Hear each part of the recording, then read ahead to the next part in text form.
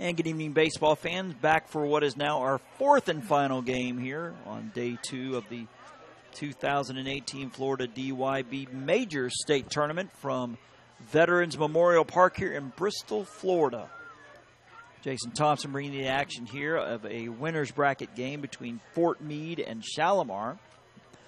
Coaches are meeting at home plate right now with the umpires. Fort Meade was a 7-3 winner over Ridge Manor late last night. Shalimar a 9-1 winner over San Antonio. Fort Meade with their white tops with the black letters and black numbers with the gold trim with the black pants. They are the visitors. All right, boys, let's play ball. This is the lineup that'll be facing Shalimar pitcher, who I embarrassingly did not put down on my defensive alignment. It is Trey Edwards, the pitcher. Number 10 is Jaden Cornelius in center field. 11 is Hunter Chance in left. 9 is Elijah Harrell at short. 6 is Johnny Taylor at first base. 7 is the pitcher, Garrett Sims. 12 is Bryce Bennett in right. 5 is Jeffrey Dart behind the plate. 8 is Nathaniel Durant at third. 1 is Dalen Island at second. 3 is Dekai Howard, 4 is Zachary Simmons, and 2 is Thomas Bazania. The manager for Fort Meade is John Taylor, with Scott Harrell and Bobby Sims as the assistant coaches. Shalimar, who's wearing probably the most unique uniform tops. It looks like olive with black stripes. Imagine the retro Houston Astro jerseys with the stripes across the abdomen, but with different colors, which is going to be awfully hard to read at 9 o'clock at night. But nonetheless, the defense for Shalimar on the infield from left to right, from third to first. 15 is Aaron Rowell. 13 is Joshua Knoll. 3 is Tristan Jackson. 5 is Ben Otten. The outfield from left to right. 12 is Jace Brown. 21 is Landon Rumfelt. 42 is Isaiah Johnson. Behind the plate, number 8 is Kelson Hines Wheeler. And on the mound, number 4 is Trey Edwards.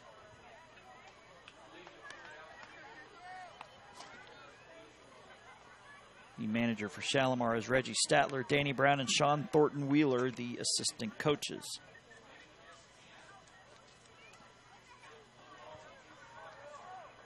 So it looks like we're going to, granted we might be here late, get all the games in that we were supposed to. And the reason I say that is that we had about a 3.5 hour, it started out as lightning and then turned into a rain delay from about 12:30 Eastern till about 4. So that's what pushed us considerably behind. This one here was supposed to be a 4 o'clock game over on field 3. And now has been pushed back to almost a 9:20 start. Again, the winner of this one gets tomorrow off and will play Tuesday against the winner of our final or second game tomorrow with Mariana and Chipley. Mariana, moments ago, 12-1 winners over Liberty County. Chipley beat Sneads 11-1 on Saturday. The loser of this one will take on the winner of the Ridge Manor Liberty County game. That is an elimination game.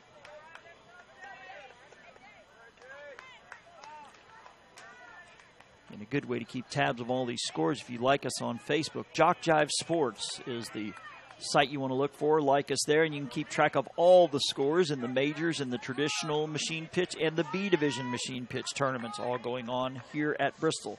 First pitch at 9:21. Inside for ball 1. So Jaden Cornelius leading things off, followed by Hunter Chance and Elijah Harrell.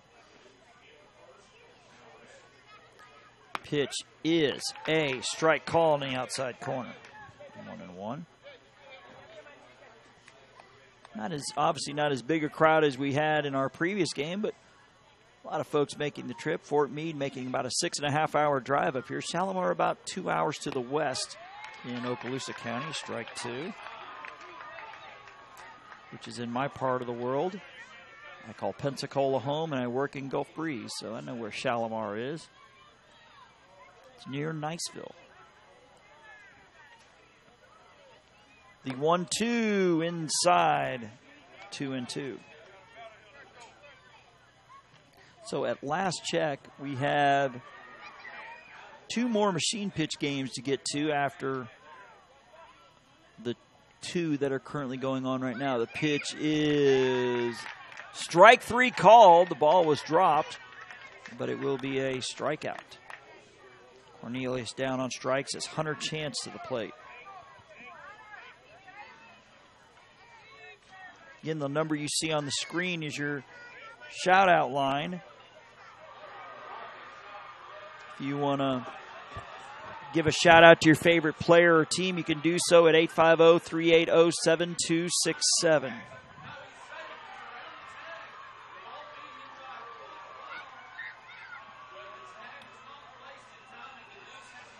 The pitch way outside for ball 1 from Trey Edwards to Hunter Chance.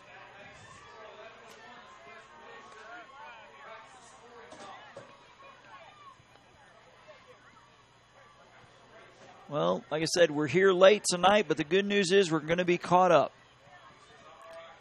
And we'll have the morning and afternoon off. We'll be here at 5 p.m. tomorrow. The pitch inside and nearly hit Hunter Chance as he scoots out of the way for ball 2.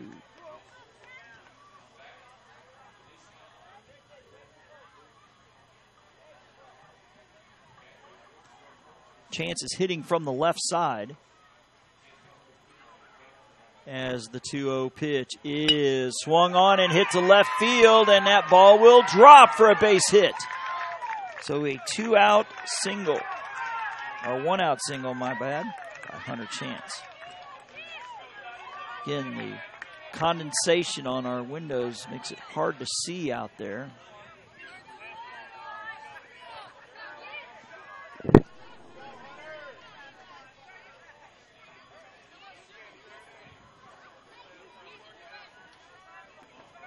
As number 9, Elijah Harrell to the plate.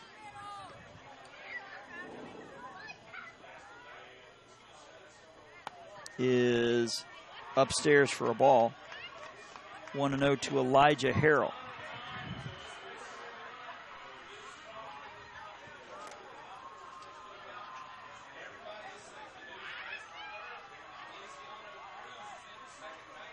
Pitch, a big swing and a miss by Harrell. That'll make it 1-1. 1 ball, 1 strike, 1 on and 1 out here in the top of inning number 1. And what is going to be a very late ending game. Our first 2 games, broadcast went about 2 hours and 5 to 2 hours and 10 minutes. So it's been a long day between these last 2 games. Ball 2.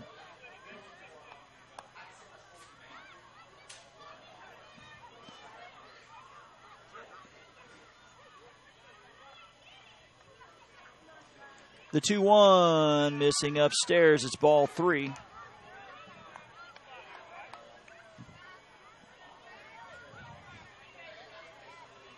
As Johnny Taylor waits on deck. Just underway here in our final game of the night. The pitch is a strike called. It's 3-2.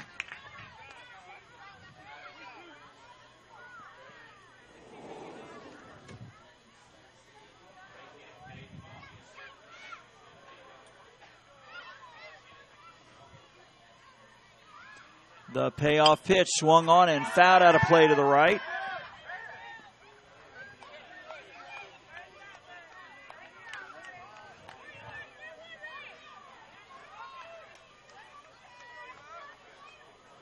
Temperature a lot more pleasant. So I'm having to open the window to see out of it with all the condensation. We'll check, give you a temperature here from Bristol. 77. Feels like 77. Storms expected at 2 o'clock this morning, which is fine. We hope to be long gone by then.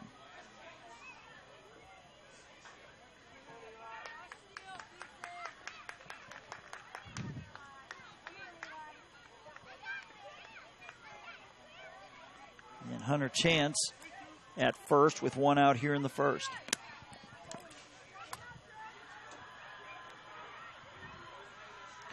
The 2-2 is swung on and ripped through the 5-6 hole into left for a base hit. So we'll have runners at first and second.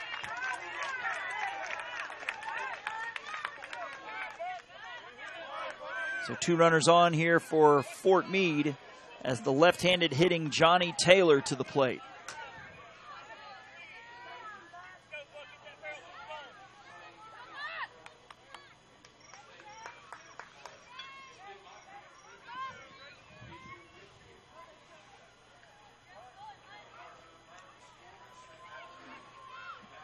And the pitch headed home, swung on, fouled out of play.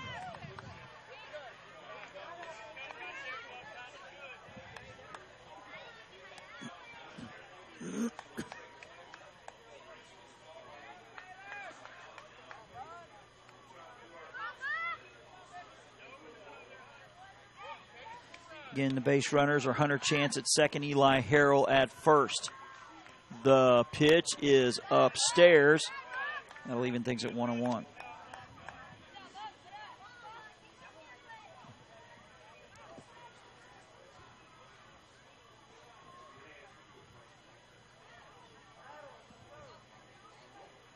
The pitch missing the outside corner. That'll make it 2-1.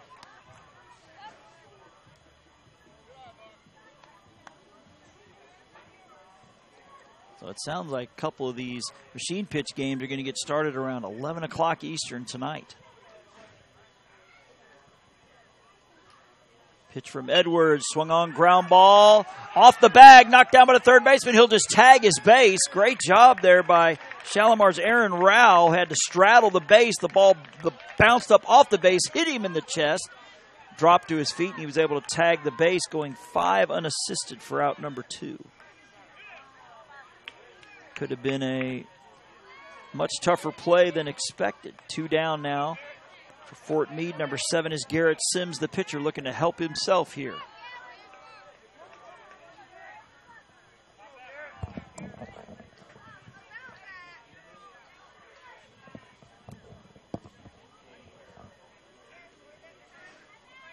And the pitch to Garrett Sims is swung on, fouled out of play to the right side, 0-1. Talking to some of the Fort Meade contingent yesterday, I guess they were bemoaning the fact they had to make a 6.5-hour drive up there, and I was explaining to them, of the 5 state tournaments, the northern part of the state is guaranteed at least 2 of those 5. The other part of the state gets the other 3. Unfortunately, this is the age group that's in the northern part. Thus, Fort Meade had to travel a little farther than most. The pitch, way outside to the backstop. Runners will take second and third on the play. Evening things at 1-1.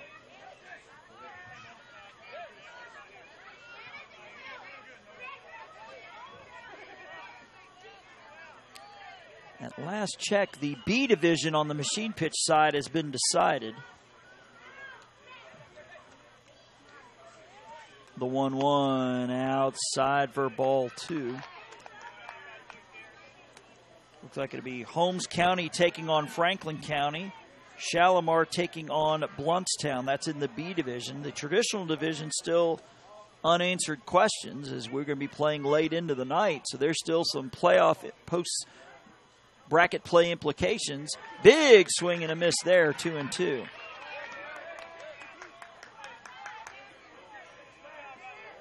So it's going to be a little late for these youngsters, but if they want to play tomorrow, some big games coming. Try to get caught up on all that after this final out. The 2-2 pitch is swung on and missed for strike 3. So Fort Meade will leave 2 runners on here in this top of the first on 1, make it 2 base hits. Bottom of the first, Shalimar will now send up this batting lineup against Fort Meade pitcher Garrett Sims. 12 is Jace Brown in left field. 15 is Aaron Rowell at third. 5 is Ben Otten, the first baseman. 13 is Joshua Knoll at shortstop. 42 is Isaiah Johnson in right. 4 is Trey Edwards, the pitcher. 3 is Tristan Jackson at second. 8 is Kelson Hines Wheeler behind the plate. 21 is Landon Rumfelt in center. 6 is Dylan Morocco. 11 is Mikhail Johnson. 14 is Joshua Molman. Reggie Statler, the Shalimar manager. Danny Brown and Sean Thornton Wheeler, the assistant coaches.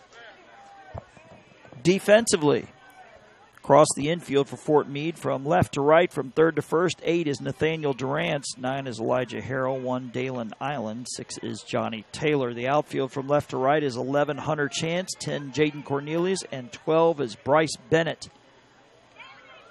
Behind the plate is number 5, Jeffrey Dart. And in the pitcher circle, number 7 is Garrett Sims. Fort Meade, the manager is John Taylor, Scott Harrell, and Bobby Sims, the assistant coaches.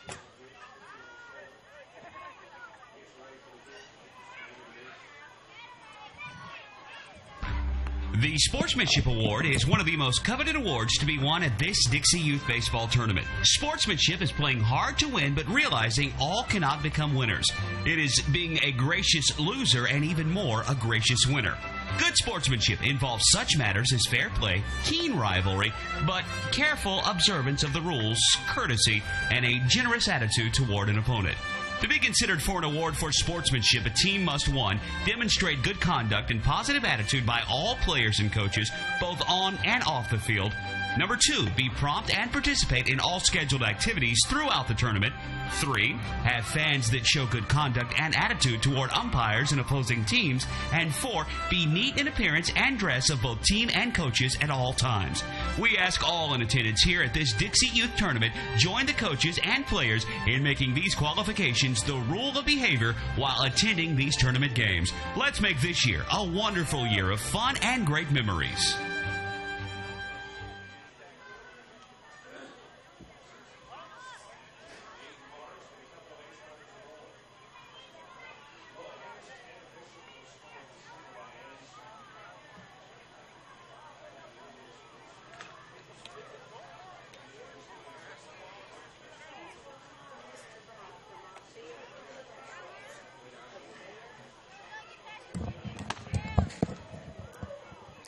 Back here at Bristol, where it looks like the top 4 teams. So Okeechobee is undefeated, so they will play tomorrow. Still unsure on the other 3, or the other 3 teams. So still a lot to be decided there.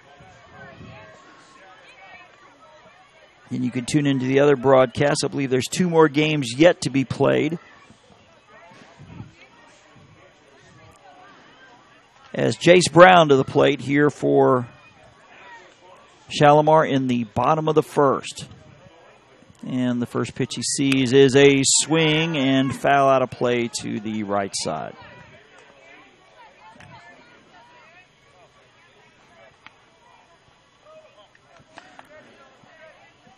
Guess it's going to be the luck or the unluck of the draw, as those final games that are going to be played around 11 o'clock tonight are going to have playoff implications for tomorrow. That's the way it falls, I guess. That's outside for ball 1. We're just fortunate that we're able to get them all in today,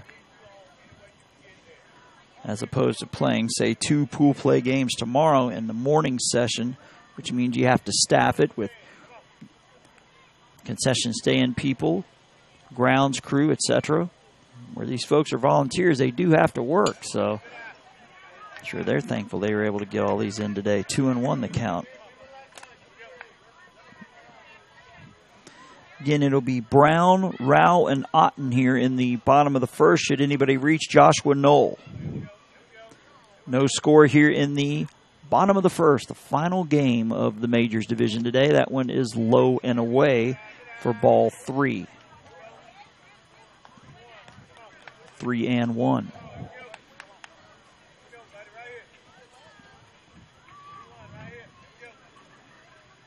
Shalimar from Okaloosa County, Fort Meade from the central part of the state. The pitch up and away for ball 4. So a leadoff walk here for Jace Brown as Aaron Roll to the plate. Imagine these 2 teams are probably the farthest apart geographically. here in the Majors division. Shalimar the farthest west of anybody here. As we mentioned, Okaloosa County is upstairs for ball one. In case you're wondering, in the panhandle of Florida, I live in Escambia County, which is the westernmost county. Then there's Santa Rosa. Then there's Okaloosa. Then Walton County. Those are the four most western counties. The pitch swung on, hit to right field. That is going to drop for a base hit. Will they send the runner to third? Yes, they will. The throw is going to come into second, and he will be safe standing there with a double. So a double to right for Aaron Rowell. And just like that, Team Shalimar in business here in the bottom of the first. As Ben Otten, batting from the left side, steps to the plate.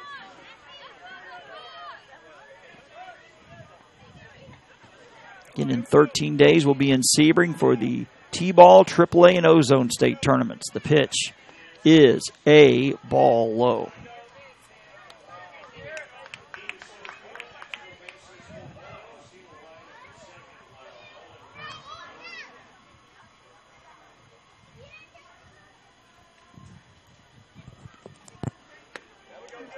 (1-0) missing upstairs, now 2-0 to Otten.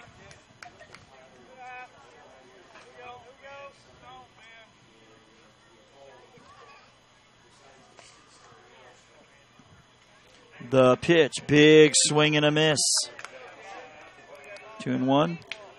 Actually, the interesting thing with the machine pitch is Mariana is on the field right now, and they still have another game after that. So obviously they can't play. They have two fields open right now, but they can't play one of them because they're waiting on a team to finish. That's going to be ball 3. So I guess the issue is that Mariana may have to go back-to-back if they're to complete all these tonight.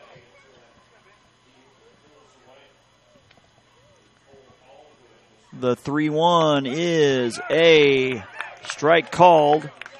Count now full at 3-2.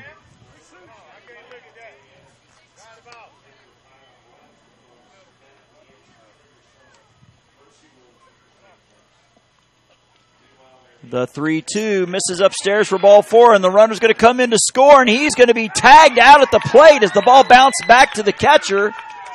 And it's going to be 2 unassisted on the play at the plate. Could have been a scary play, too, as Brown is sliding in as the bat was there, vacated by Otten after he drew the walk.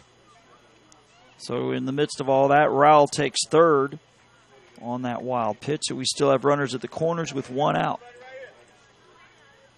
It's Joshua Knoll, the shortstop. And the pitch is swung on, chopper to the shortstop. Oh, it gets under his glove. Into center field. One is going to score. Run is going to head to third. And he's going to come in. The throw coming home to the plate. Not in time. The throw down to third will not be in time. And it gets away from the catcher.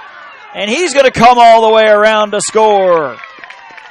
So 3-run score on the play. So we call it a double and RBI.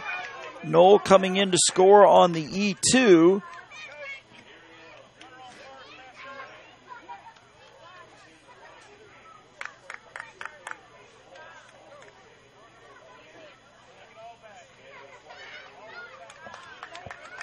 Oh, wow.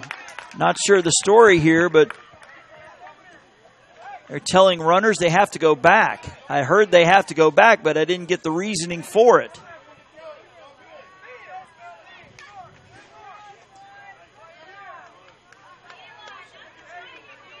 Wow, so what looked like 3-run scoring, they all come back. No explanation why. Hopefully we'll get it before too long.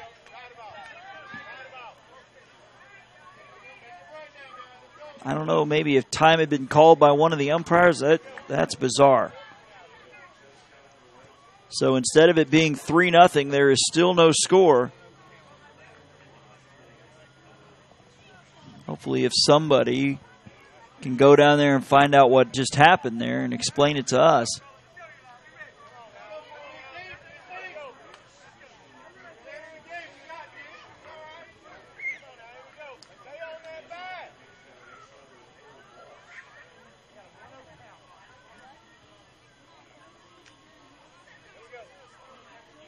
So I guess it's a mulligan of some kind. Again, no idea what just happened. Instead of it being 3-0, we still no score. So the pitch to Knoll is swung on and hit to right field. Right fielder drifting over, and will make the catch. Runner will tag from third, so they will get one out of it. So a fly out to 9. RBI plates Rao, and it's a 1-0 lead for Shalimar. 2 down here for Isaiah Johnson.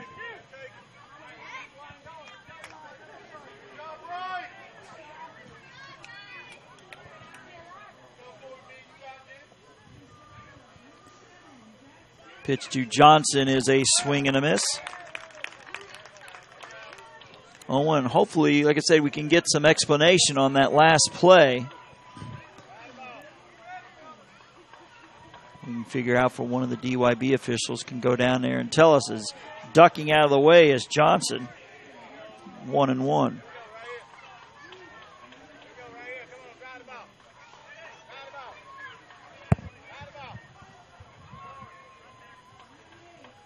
The pitch holds up, goes to the backstop as Otten will take second on the wild pitch, running the count to 2-1.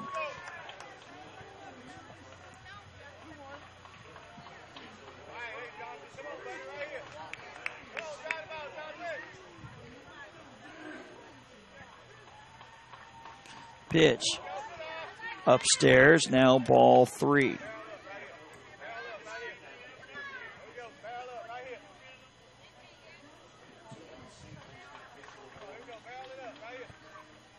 The 3-1, that's going to be way outside for ball 4.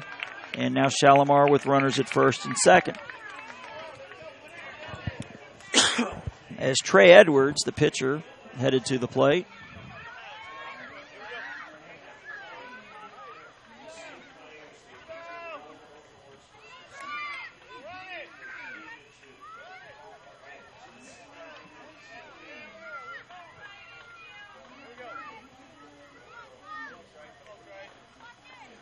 The pitch upstairs for a ball.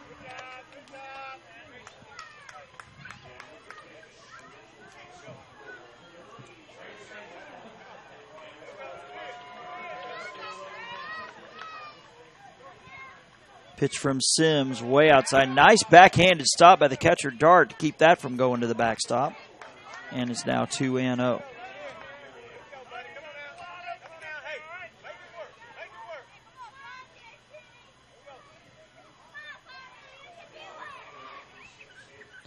The 2-0, that's outside for ball 3, bouncing back to the catcher and allows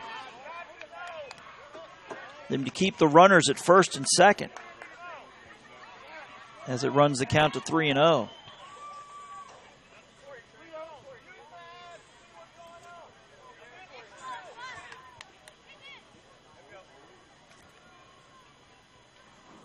So Sims' 3-0 is going to miss upstairs. That's a 4-pitch walk. And the bases are loaded here for Shalimar. Again, as we mentioned earlier, this is a winner's bracket game, so both of these teams will be here tomorrow as number 3, Tristan Jackson, to the plate.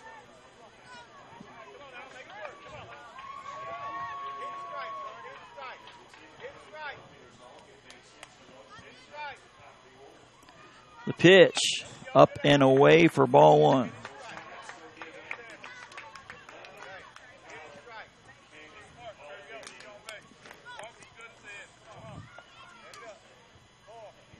The 1-0 to Tristan Jackson upstairs for ball 2. There's nowhere to put him.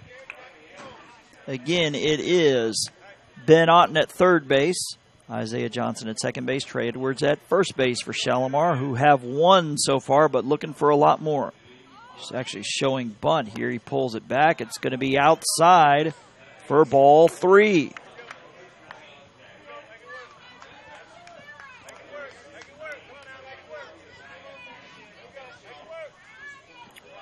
Jackson squaring around a bunt. He pulls it back. It's going to be outside for ball 4, and that's going to play to run. That is ball 4. So Jackson gets the RBI the easy way. Edwards to second, Johnson to third. Ben Otten coming in to score. That is the 5th walk of the inning. Shalimar with the one, it's the double to Rowell. That's the only hit of the inning. And I believe we're seeing a pitching change here. And we'll have it for you when we get back on the other side of this break here on JockJive.com. Dixie Youth Baseball fans, did you know that in this season there were $72,000 scholarships awarded to deserving high school seniors throughout the 11 states in which Dixie Youth Baseball is played?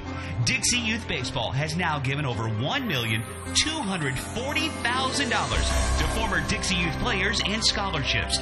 Any high school senior who has played Dixie Youth Baseball is eligible to apply for a scholarship. The Dixie Youth Scholarship Program, just one of the good things that are a part of this program.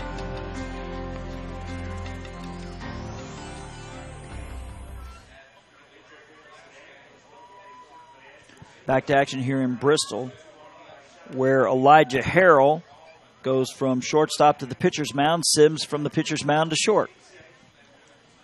I want to remind you, while he continues his warm-up pitches, if you want a download of any game of this week's tournament, they're $5 each. Just email info@jockjive.com. Again, info@jockjive.com. Tell us what games you want. We will send an electronic invoice that allows you to pay by debit or credit card.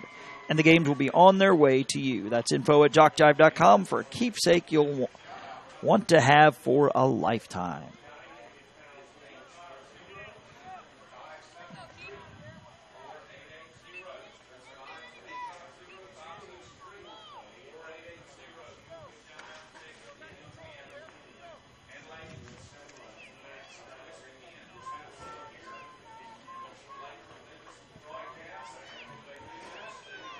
As Harrell continues his warm-up tosses.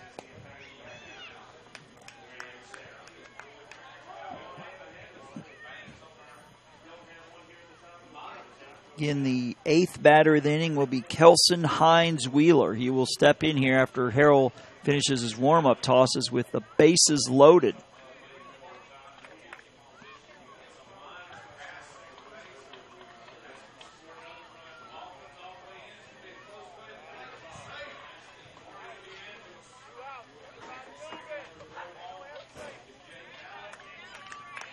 Looks like Harrell is done warming up,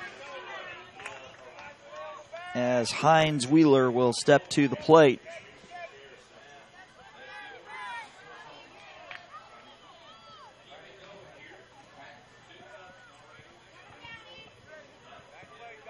As we're closing in on 10 o'clock here in Bristol, Florida. Again, a base hit and 5 walks for Shalimar have given him the 2-0 lead, but looking for a lot more. The pitch outside. Runner coming in to score. The pitcher covering, and he's safe. Close play at the plate, as both runners will advance from first to second and second to third, as Isaiah Johnson, risky play there, scoring on the wild pitch as the ball bounced back to the catcher. Good coverage there by Harrell. But the leg of Isaiah Johnson getting in just ahead of the tag. So it's now a 3-0 lead. First base now open, as Harrell gets his sign. Pitch to Hines Wheeler, hitting the outside corner. It's now 1-1.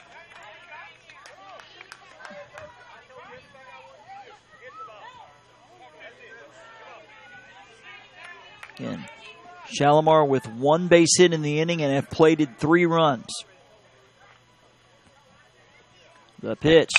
Swung on, back up the box. That's a base hit. One is going to score. They will send the runner around. The throw to the shortstop. They will be safe at second. As the play at second was very close, as the runner was coming across the plate. Another gutsy base running play, as Hines Wheeler safe on the 2-run double. as Edwards scores. Tristan Jackson scores. It is 5-0 Shalimar here in the first.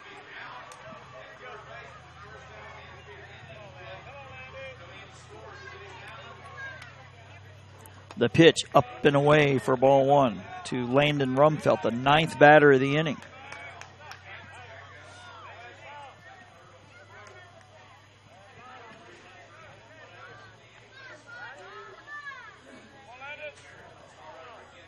Again, only the second hit of the ball game of this inning,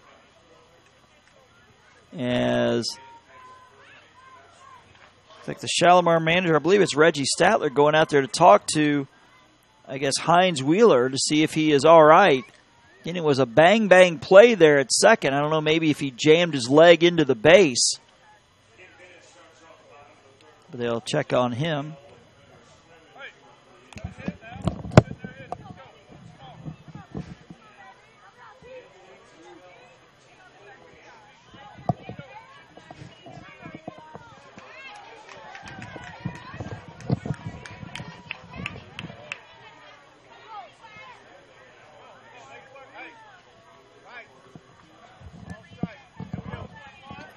And apparently, Hines Wheeler's okay. He's going to stay in the game. As Rumfelt will take a pitch low into the dirt. Nice block by the catcher to prevent him from going to the backstop. That's Jeffrey Dart behind the plate. So, interesting, in the traditional division, Mariana will have to go back-to-back. And I think Mariana still has a shot at a playoff spot. So they're going to have to go back-to-back late into the night as the wild pitch forces Hines Wheeler to third. So again, in the traditional division, I think it's just one pool, and you play 5 pool play games, and the top 4 records make it to the bracket play. No Okeechobee's making it through. They're undefeated. But then I guess spots 2, 3, and 4 are still up for grabs.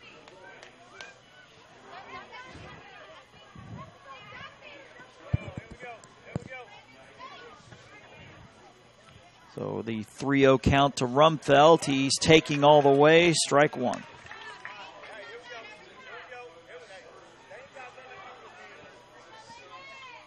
So it looks like this division, the Majors division, will play till about 11 o'clock Eastern tonight. But the younger boys may be playing technically into Monday morning. The pitch hits the outside corner. It's 3-2. But the reason we're here this late is thanks to about a 3.5-hour lightning/rain delay. It started as lightning, and then it ended up with rain. The 3-2, low and away for ball 4. The inning continues as Rumfelt draws the walk. The 10th batter of the inning is going to be Dylan Morocco.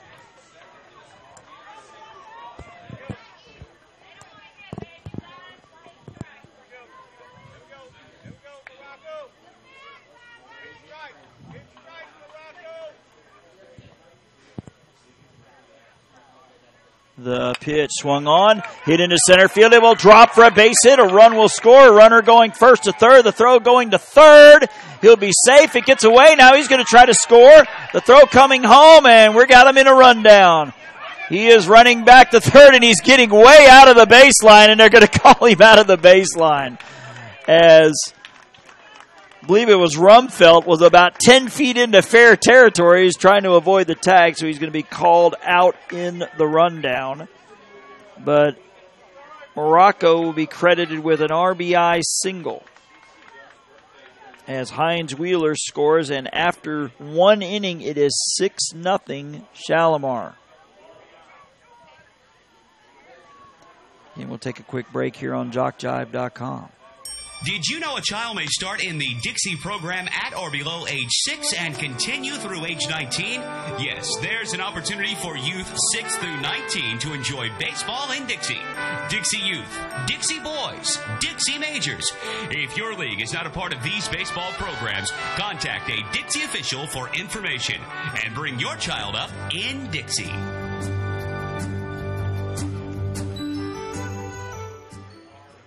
When you need well drilling or pump service, you need Bassford. Proudly serving the Panhandle for 50 years, Bassford works with contractors, home builders, and individual homeowners. Thomas Bassford is dedicated to providing you with top-of-the-line products and service to ensure long-lasting results. For all your well construction or repair needs, see Bassford Well Drilling and Pump Service. Our pumps are premium products that have been tested and proven to be the best available. Call 850-526-3913 or 363-0501.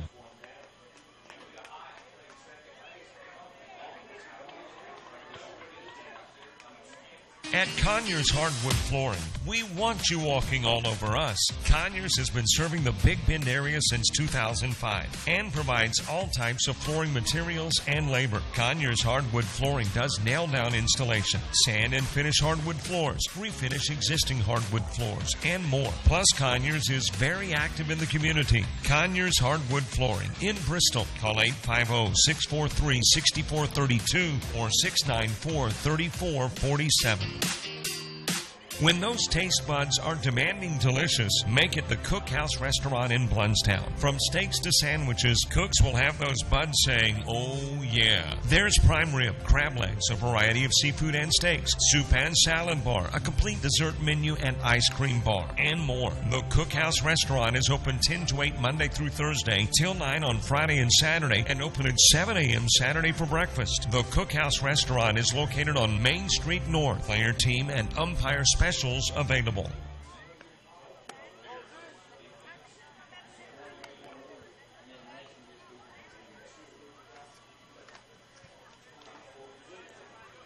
So we're back here at Veterans Memorial Park here in the top of the second. As a big first inning for Shalimar, they put up a 6 spot and they lead 6-0 as we go to the top of the second. Fort Meade's going to send up batters 6, 7, 8. Bryce Bennett, Jeffrey Dart, Nathaniel Durrance. As they look to rally from a very early deficit.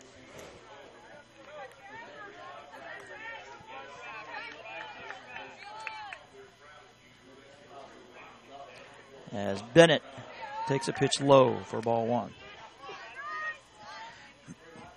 Can always know which parent is tied to what kid when their cell phone is pinned up against the back of the fence. I would assume this is Bryce Bennett's mom down there getting the action here. The pitch is swung on and fouled to the right side, a ball and a strike. You know, the one thing is about doing that, if you don't start and stop it, that's going to be a long video to post on Facebook. Unless you stop it after every pitch and then start it before every pitch.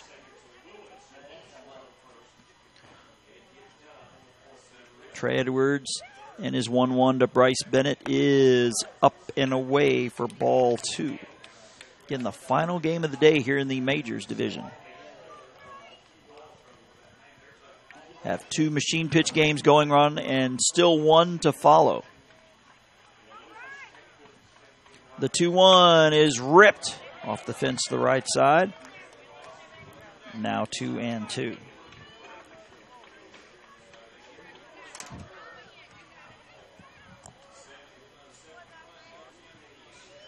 And unfortunately, Mariana, who's playing one of the 2 games right now, is going to have to go back-to-back.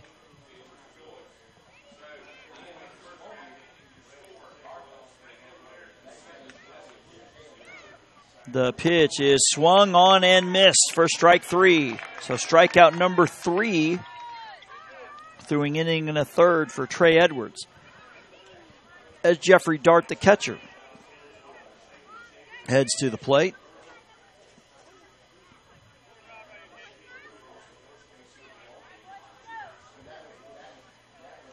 The pitch in there for a strike. Again, Shalimar with a 6-run first. And they're out in front here in the early going.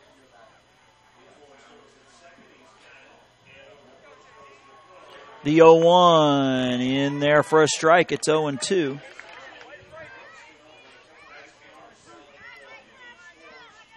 In very little wind, flag's not moving much at all. And the 0-2 pitch headed home is low and away for ball 1.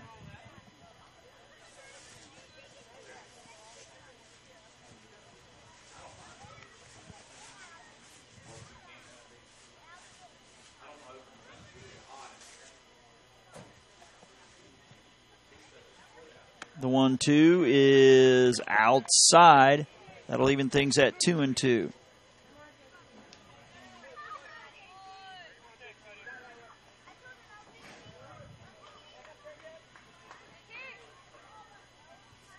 And that one over the head of the batter, had to duck out of the way. Count is now full.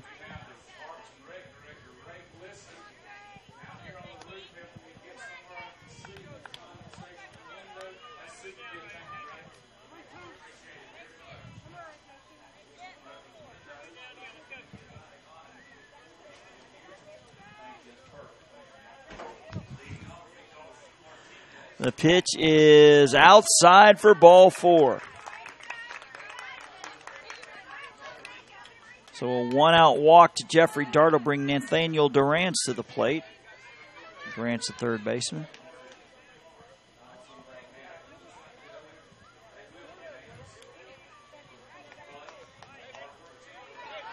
Time is called as the on-deck batter. Dayland Island makes his way to the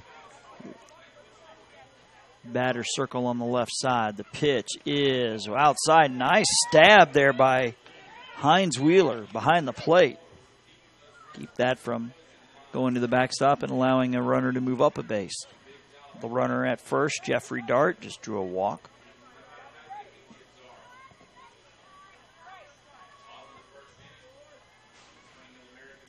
Pitch missing upstairs for ball 2.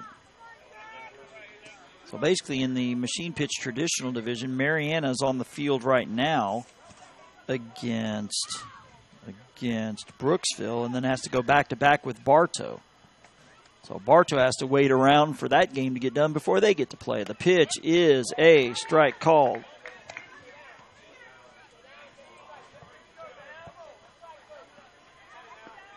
But again, we all lost 3.5 hours of playing time because of that rain delay. So under normal conditions, that division should be done already. The pitch is a swing and a miss. Count now 2-2. As should we, for that matter. Actually, it would have been 1-4-7. So they moved the Majors game, this one, to this field. The pitch is swung on and missed. Held on to for the strikeout. Strikeout number 4 through an inning and 2/3 for Trey Edwards. The only other out was a 5 unassisted on a fielder's choice that ended, or counted for out number 2 in the first inning, as Dayland Island, the second baseman, to the plate. Time is called as Takai Howard is tying his shoe in the on-deck circle. To make sure he's got that tied and he's fully alert of everything. You don't want to have him tying his shoe during live action, especially if he's not paying attention. A foul ball comes heading his way. Dayland Island, the batter. With 2 outs here in the second, the pitch is low and away. Gets away from the catcher, and Dart will take second on the wild pitch.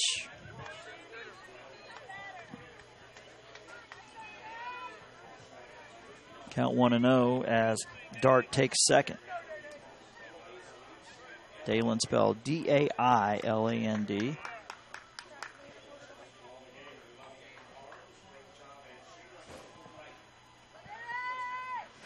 The pitch missing upstairs, now 2-0.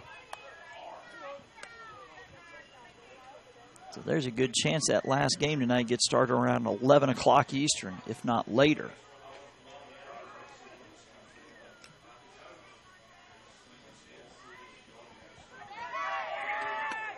Pitch is a strike called. Count now 2-1. As time has been called, as the home plate umpires heading down the first base line to have a discussion with the first base coach for Fort Meade. Not sure what it was about, but it didn't last long.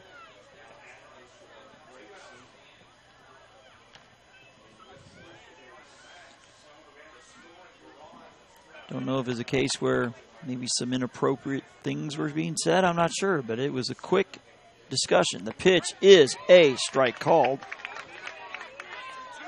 Now 2-2.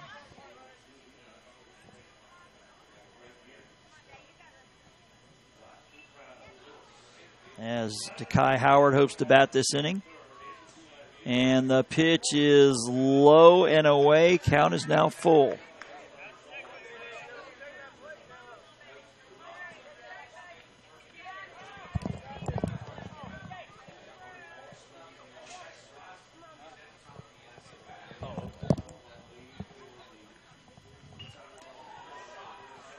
The payoff pitch is swung on and missed for strike 3. So Trey Edwards works around the one-out walk. He gets 2 strikeouts. He struck out 4 of the last 5 and 5 overall through 2.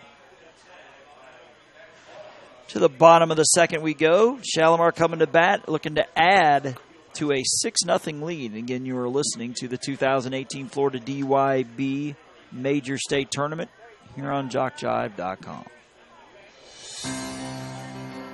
Are you aware of the scholarship program available to participants in Dixie Youth Baseball? Hundreds of men and women have won scholarships and used them to help pay for their education after graduating from high school. 70 $2,000 scholarships were given away this year. To apply for a scholarship, you must be a senior in high school, complete the application, and mail it by March 1st to be considered for one of these awards. If you played Dixie Youth Baseball in past years and you will be a senior in high school next year, we encourage you to think about this opportunity. Many are glad they did.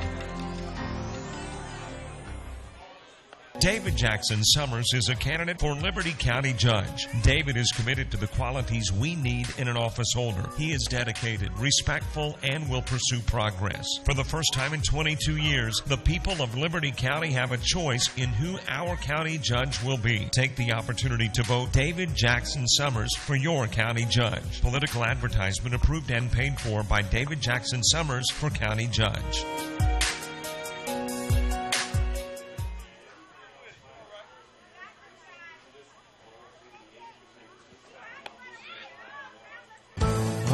Roberts Construction, with offices on Sherman Avenue in Panama City, are proud supporters of Dixie Youth Baseball. Roberts understand the importance of instilling the positive characteristics that team sports provide. The ability to work together for a common goal. Pick a team made up. Goodies in the Western Conference. And praise a job well done. So let him, James Harden, Steph Curry beat the hell out of each other. While my team goes to the finals for a decade. We are proud of these young gentlemen and ladies. Some breaking news that I just saw on my phone for those NBA fans out here, and it's kind of weird being a Celtics fan and rooting for this, but LeBron James has signed a 4-year, $153 million deal with the Lakers. So I say hooray, LA, only because that means LeBron and James Harden and Steph Curry, Russell Westbrook are all in the same conference. Let them beat the mess out of each other as my Celtics go to the finals for a decade. That'll definitely take the Celtics-Lakers rivalry back to another level. I don't know why I was thinking there was a shot he was going to go to Philly, because Philly is probably not going to re-sign J.J. Redick, which is going to free up about $18 million. That's weird. I'm rooting for that. I'm happy that the Lakers got LeBron. As Mikhail Johnson to the plate, swing and a miss for strike 1.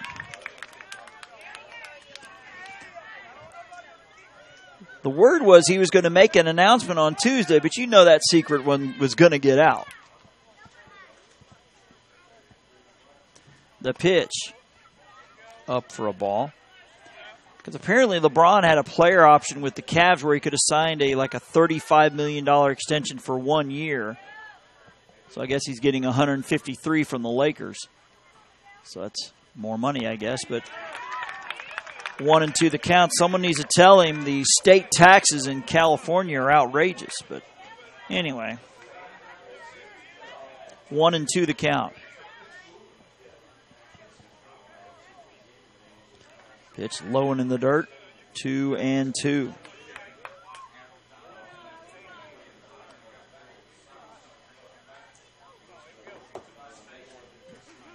There's still a lot of Kawhi Leonard talk floating out there.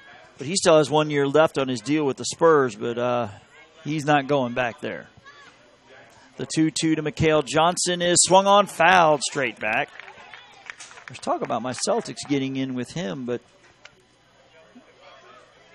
The Celtics were, 5 minutes away from beating LeBron James in the Eastern Conference Finals without two of their best players. So they really don't need to do anything. They're going to get Kyrie and Gordon Hayward back.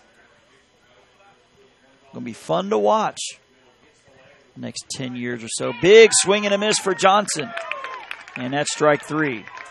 One down here in the bottom of the second for Joshua Molman, the 12th and final batter.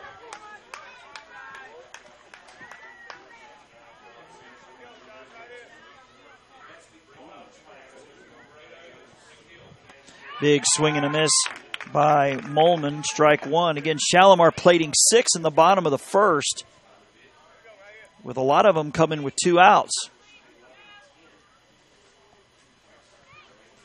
The pitch up and away. I believe that evens it at a ball and a strike. So, interesting NBA news if you're an NBA fan. The pitch. Strike called. Now the question is, with LeBron signing that big deal, all the rumor mill says Kawhi Leonard wants to go to the Lakers. Now, how are they going to be able to pull that off? Unless they just have 2 players on their team. The pitch is low.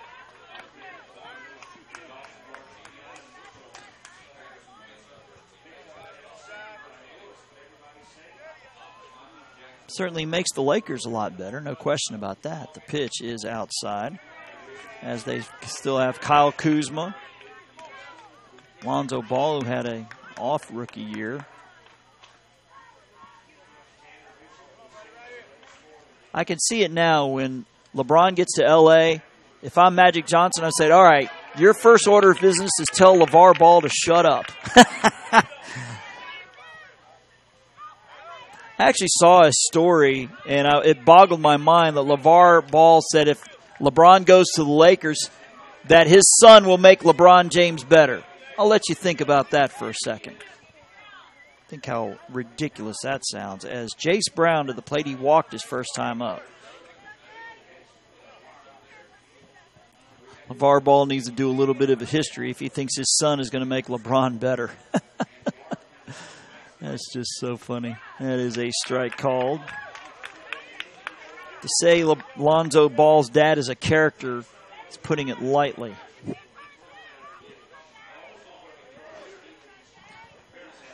Jace Brown was forced out at home trying to steal home on a wild pitch back in the first. The pitch is outside, and off goes Josh Molman to second on the wild pitch.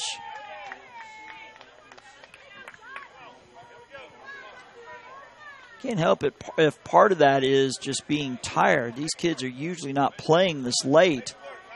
And when you're behind that plate, those legs are probably a little heavier, probably a little slower to react on balls in the dirt. The pitch. Outside. Now 2-1.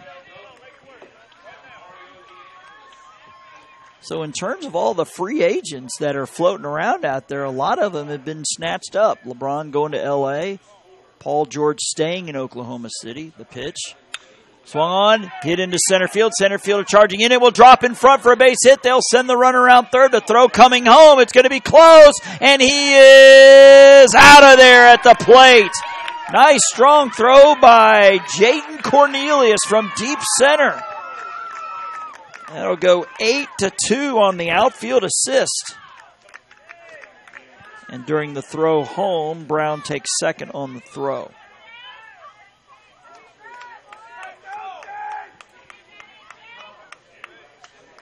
I believe Chris Paul stayed in Houston. Kevin Durant stayed with Golden State. So a lot of those free agents getting locked up the first day of free agency, which is quite unique. The pitch.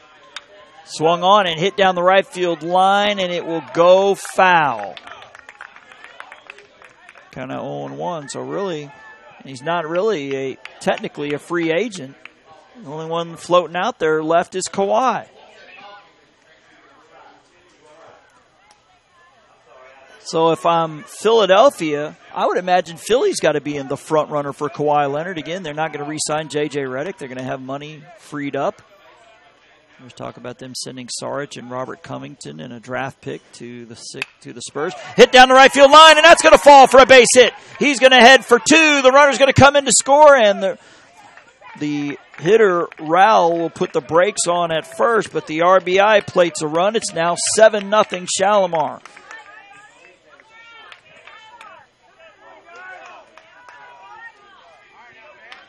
So Jace Brown scores. That'll bring Ben Otten to the plate. He walked and scored his first time. So Shalimar looking to possibly make quick work of things here.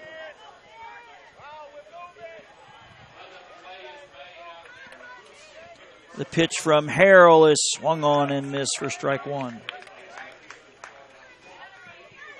This is quite bizarre that the closest game we've had in this division was Fort Meade's 7-3 winner over Ridge Manor. Everything has been 6 runs or more, and a lot of them have been mercy rules. That's a wild pitch, gets away from the catcher. Runner will take second on the wild pitch. That's Aaron Roll. I believe it's Rowell. Sorry about that if I butchered that.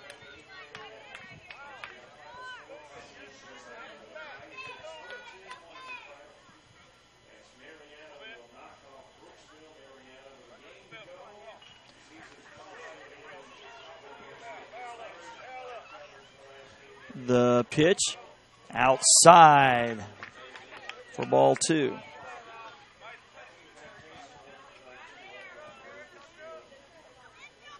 So LeBron James goes to, I guess that'll be his 3rd team in 5 years, something like that. The pitch, swing and a miss. He went from Cleveland to Miami, back to Cleveland, and now to L.A. Well, I'm sitting here happy that LeBron is out in the Western Conference. I imagine that makes Philadelphia the leader to get Kawhi Leonard, which would not be good because he is one of the best all-around players in the game. The pitch. And Philadelphia does have a good young team. Ben Simmons, Joel Embiid. Even though my Celtics beat him in 5, we couldn't stop Joel Embiid. He's a monster down low.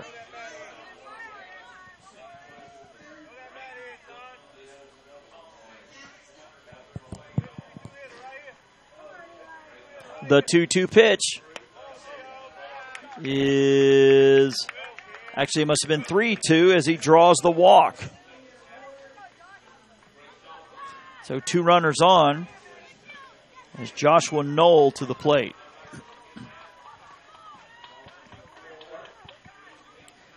Again, we're still a little ways from it, but the run rule is 15 after 3 and 10 after 4. But Shalimar looking at ending things early.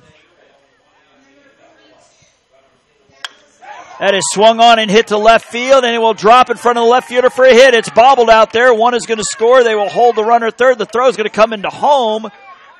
Gets away from the catcher, but backed up by the pitcher. So we'll have runners at second and third. Guess we could call that a double and 2 RBIs. It's now 9-0. As Rowell comes in to score for the second time, Otten comes in to score for the second time. That is 3 RBIs for Knoll. He had a sac fly in the first as Isaiah Johnson to the plate.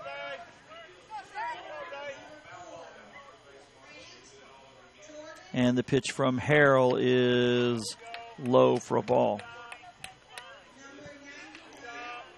Actually, scratch that, folks. There are 2 runners on, so I believe the score is only 8-0. I may have to get somebody down there maybe to check that score for me. I think it's 8-0 and not 9. I got ahead of myself. The pitch, swung on, chopper to the shortstop. Oh, and he bobbles it. Goes between his legs, and 2 runs are going to score. And now I believe it's 10-0 as he beats the throw to the plate. That's going to be an E6. He's going to head for third and put the brakes on. Boy, Shalimar awfully aggressive on the base pass here. But they've paid off more often than not. As now I believe the score is 10-0.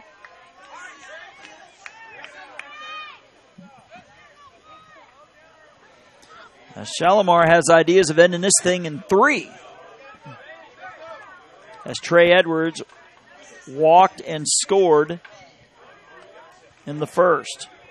So crooked numbers in each of the first 2 innings, a 6-run third and 4 so far here in the second.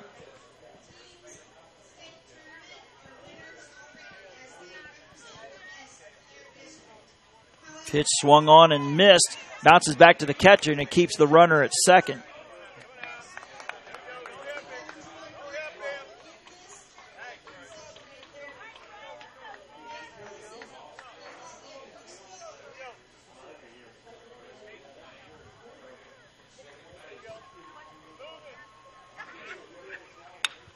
That swung on and hit to center field, and it will be dropped. Gets past the center fielder. A run is going to score. The runner headed to third. He will be standing with a triple.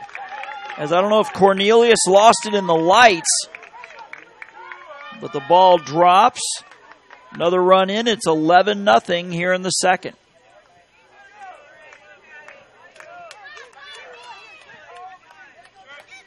As Isaiah Johnson has scored for the second time, as in comes Tristan Jackson. He walked and drove in a run on a bases-loaded walk.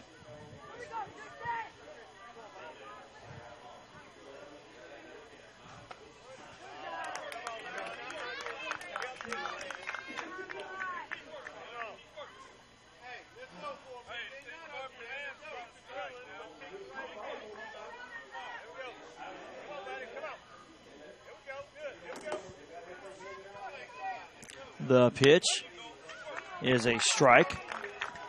Makes the count 1-1. 11-0 here as Shalimar has added to their 6-run first with a 5-run second. The pitch is a strike 3 called. So that'll do it for the bottom of the second, but not before Shalimar tacks on 5 more. We're through 2 to the top of the third. We go 11-0. Shalimar on top here in our final game of the day in the Majors Division. The 2018 Florida DYB Majors State Tournament, which you're listening to on ChalkJive.com. The Sportsmanship Award is one of the most coveted awards to be won at this Dixie Youth Baseball Tournament. Sportsmanship is playing hard to win, but realizing all cannot become winners. It is being a gracious loser and even more a gracious winner.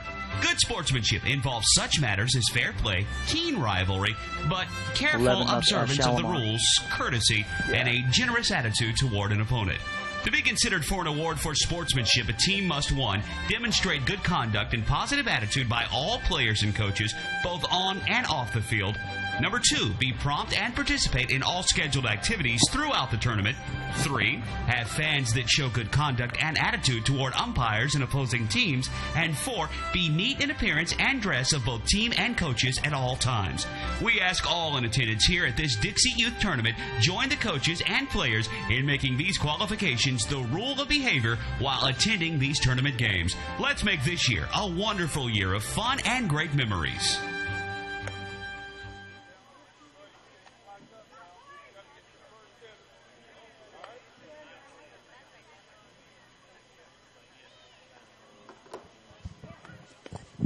Back to action here at Veterans Park here in Bristol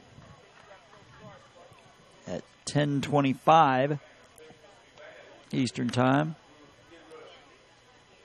As we just noticed, the umpire in charge in this part of the world, Mr. Tim Arnold's going to have to ump the final game here, which is probably going to be around 10:45 tonight here in the East.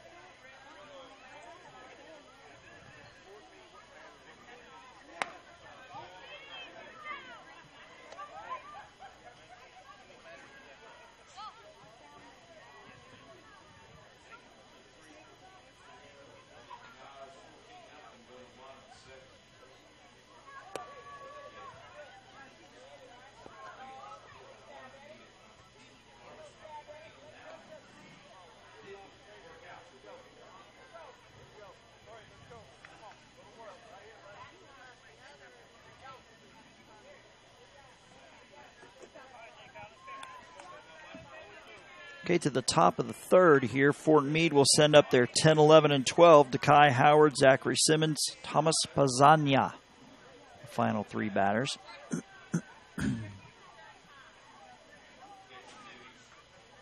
Now, with prospect of this game possibly ending in the bottom of the third, Shalimar's got to make sure to accommodate their defensive replacements. And unfortunately, Shalimar's uniforms are not easy to read. They have that olive green or that dark green on the green and black background.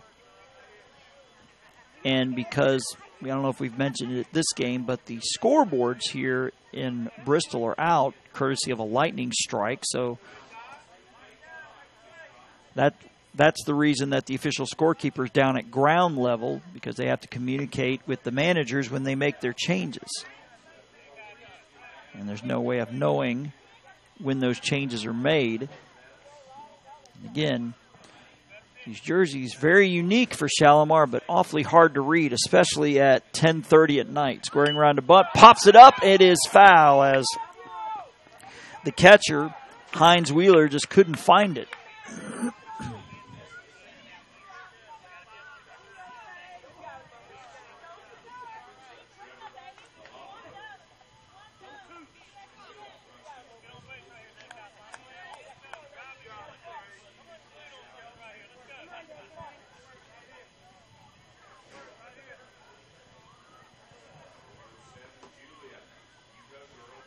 Pitch, swing, and a miss. I believe that's strike three for Howard. Yes, he's out.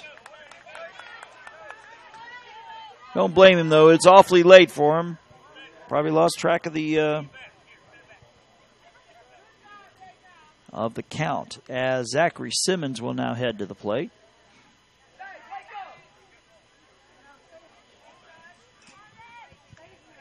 Going to be Simmons and then Thomas Pazania waiting on deck. Again, 11-0 here in the top of the third. Shalimar trying to poise itself for a win in 4 innings, but possibly in 3, the way they've been swinging the bat. Squaring around the butt is Simmons. He pulls it back. It's upstairs for a ball. So it sounds like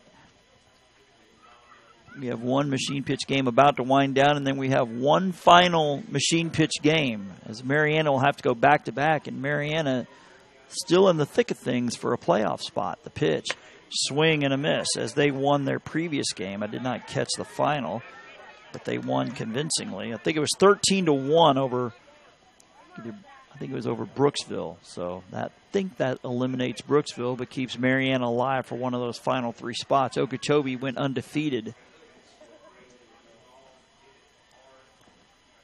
to clinch a spot. The pitch outside for ball 1.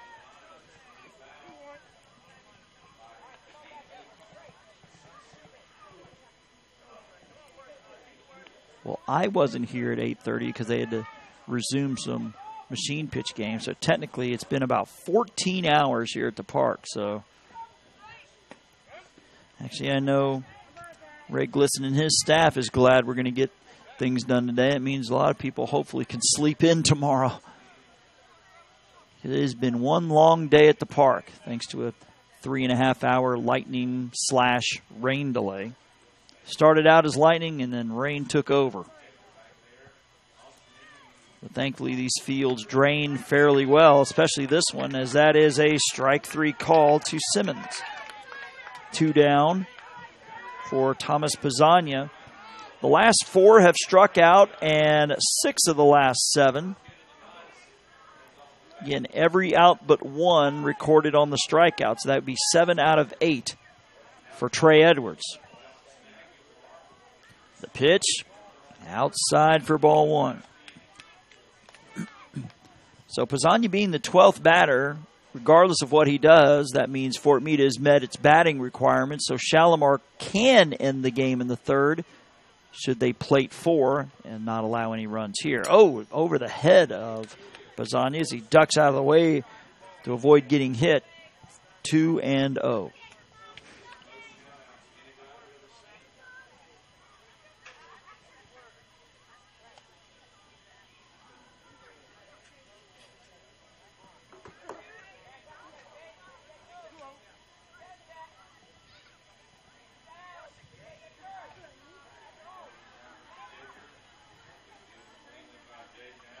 Pitch is up. He holds his swing. The catcher is looking to see if he went around. Umpire says he doesn't. It is 3-0. Edwards has not allowed a hit, actually one hit.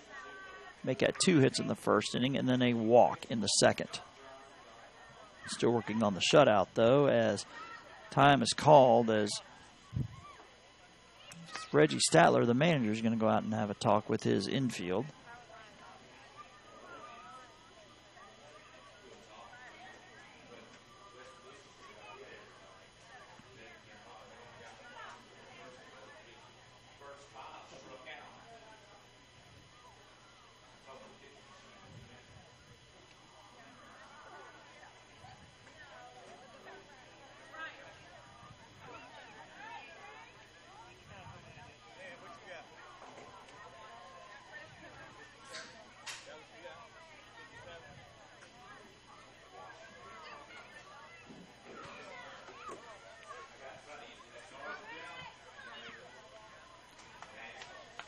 And again, the meeting breaks. Pizzagna, number 2, at the plate with a 3-0 count to him.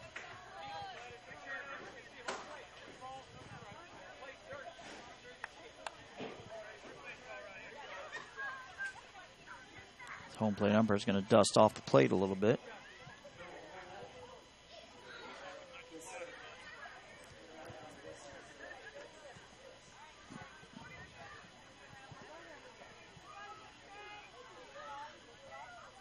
Edwards' 3-0 pitch to Pizzagna is low for ball 4, so he draws the 4-pitch walk.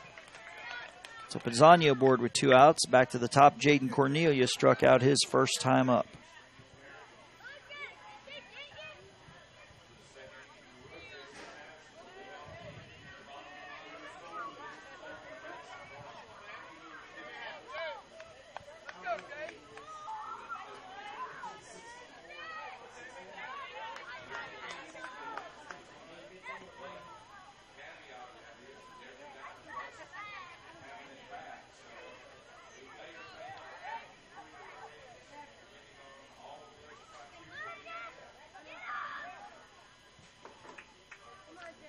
And the pitch is a swing and a miss by Jaden Cornelius, who struck out looking his first time up.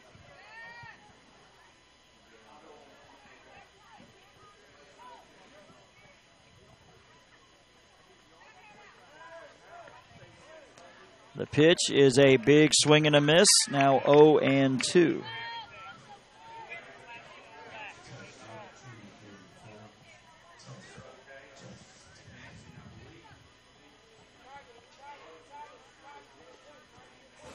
The 0-2 pitch swung on, popped up out of play. Cornelius is going to stay alive. And be sure to follow Jock Jive on Twitter and Facebook. On Twitter, we're at Jock Jive, and on Facebook, simply put Jock Jive Sports in the search engine. We will give you scores, schedules, game highlights, event updates, and more. Twitter and Facebook, a great way to keep up with Jock Jive Sports. The 0-2 is swung on and missed for strike 3. So that'll do it for the top of the third. So Shalimar, should they plate 4 here in the bottom of the third, we'll call it a night here on field number 2 on what has been a very long night at the ballpark.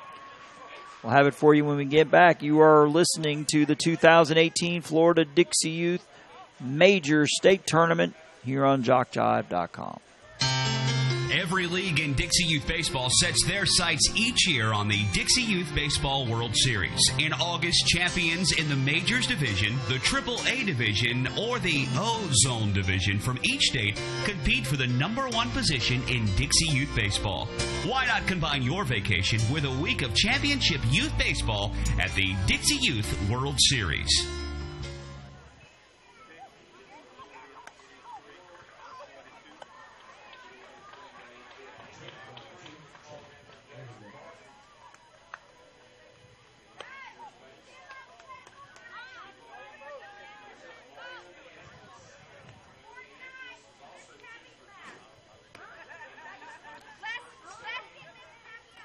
this is What interesting. makes Dixie Youth Baseball different? Well, one good rule is required participation. During the local season, every player on every team is required to play in every game. And all tournament players are required to bat at least once in every game. It's not a perfect rule, but it's much more than most youth baseball organizations do, and it allows each baseball player to be an active participant. Just being a part of each win or loss means so much to the child. They just want to belong, and Dixie Youth Baseball sees to it that they do by making this a regular rule. We think this is a step in the right direction, the child's direction.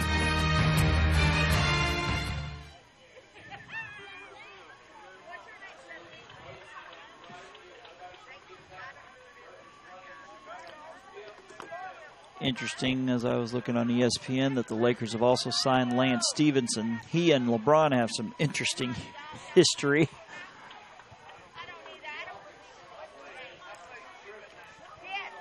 As Shalimar will send up batters 8, 9, and 1 in Kelson Hines Wheeler, Landon Rumfelt, and then back to the top in Jace Brown. Again, all 12 batters bat the first time through the order, and then it's the top 9, and then coaches can reinsert that 10, 11, 12 batters as they see fit.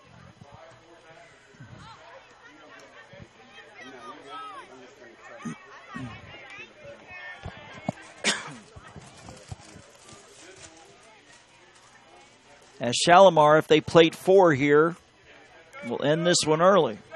Or worst case scenario, if they don't score, they shut out Fort Meade in the top of the 4th.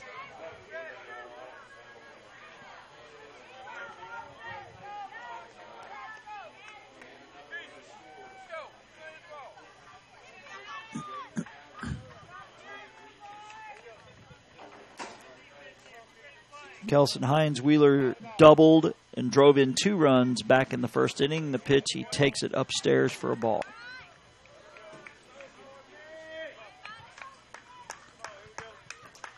$12, 13, 10, 8, 4, 15, and 6. Those are the run differentials in the majors division so far. A lot of blowouts, but from what we've seen the first 2 days, it's going to take a lot for someone to beat that Mariana squad. They have 28 strikeouts in 2 games. They're pitching. The 1-1 is low and away for ball 2.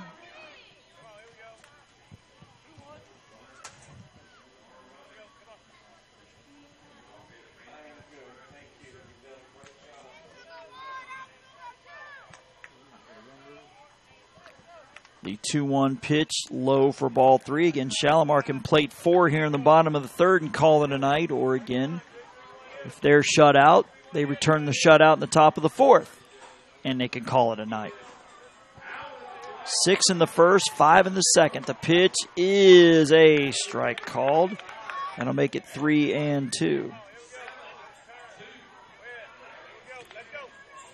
So again, one last game in the machine pitch division, and it may not start till close to 11 o'clock Eastern. But the good news is the whole slate will get done. The pitch is low for ball 4. So a leadoff walk to Kelson Hines Wheeler. He's on for the second time as Landon Rumfelt will come to the plate, number 21. Actually, scratch that.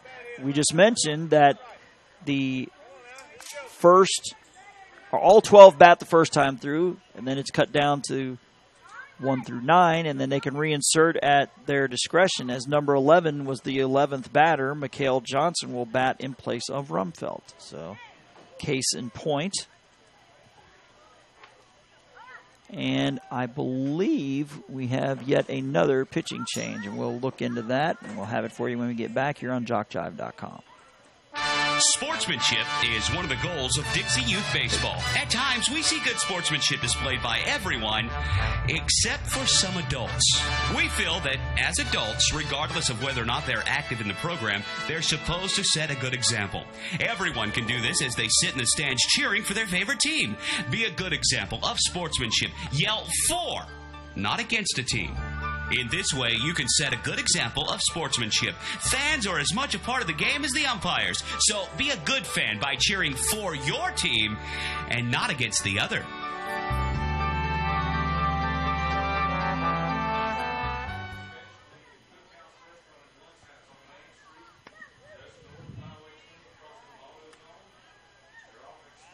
When you need well drilling or pump service, you need Bassford. Proudly serving the Panhandle for 50 years, Bassford works with contractors, home builders, and individual homeowners. Thomas Bassford is dedicated to providing you with top-of-the-line products and service to ensure long-lasting results. For all your well construction or repair needs, see Bassford Well Drilling and Pump Service. Our pumps are premium products that have been tested and proven to be the best available. Call 850-526-3913 or 363-0501.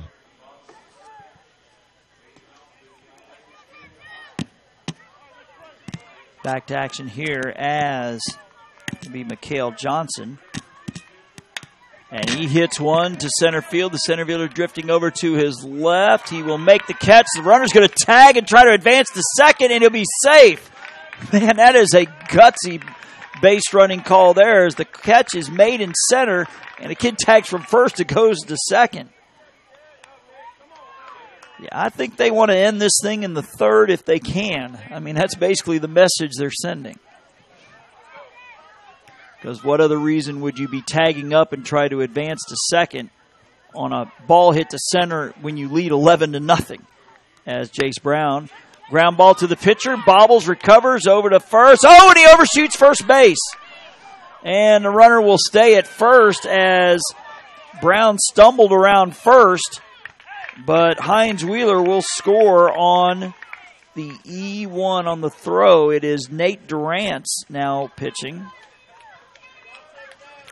Now 12-0.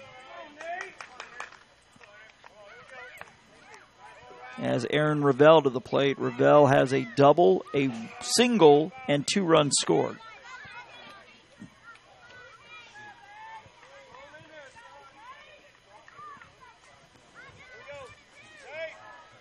So Shalimar still needs another base runner to reach to possibly end this early. That is fouled at the plate.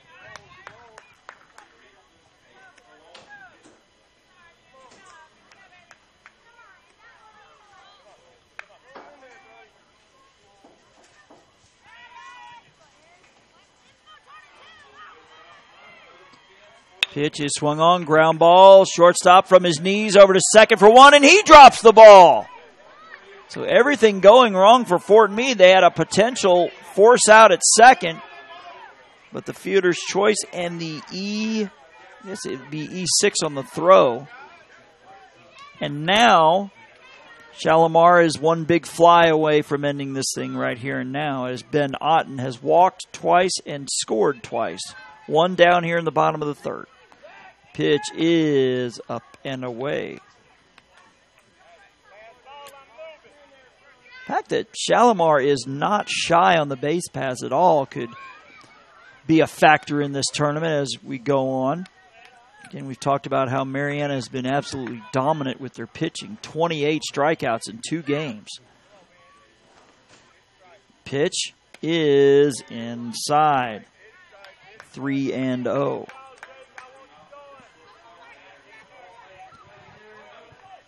As a cleanup batter, Joshua Knoll, who hit a 2-run double his last time, waits on deck. The 3-0 pitch is going to miss outside. A 4-pitch walk. The bases are loaded.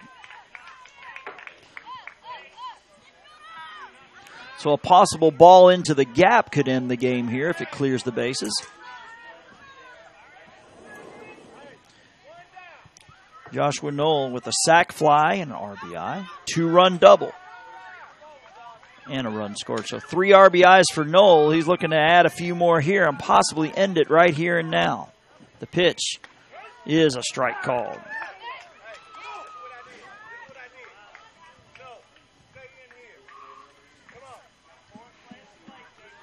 So unless something catastrophic happens here, Shalimar will advance in the winner's bracket. Strike 2 called. And they will not play until Tuesday. They will get the Mariana Chipley winner on Tuesday night at 7:30. Marianna and Chipley will play, and that is a strike 3 called. So 2 down here in the third for Isaiah Johnson.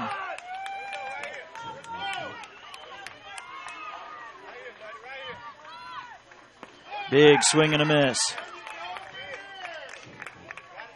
Durance has found his second wind here after a walk. Fielder's choice and an error. The pitch is upstairs. Ball 1. 1-1 the count. Bases full of Shalimar players. It's Jace Brown at third, Aaron Rowell at second, and Ben Otten at first. The pitch swung on and foul tipped, and I think it got the catcher in the foot or maybe the hand. Oh, goodness. It got him in the ankle, and he is writhing in pain. Oh, my goodness. I think it got him right on the shoe where there's no protection. Oh, man. Oh, man. Just in case it wasn't bad enough, you're down 12-0. Now you get a real bad injury to your catcher.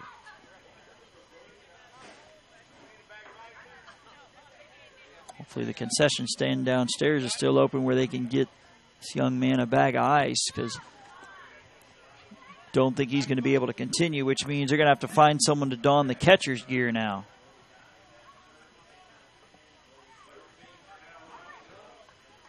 First, I thought it may have gotten him in his throwing hand that may have been exposed, but he was trying to put pressure on, I believe, the right foot.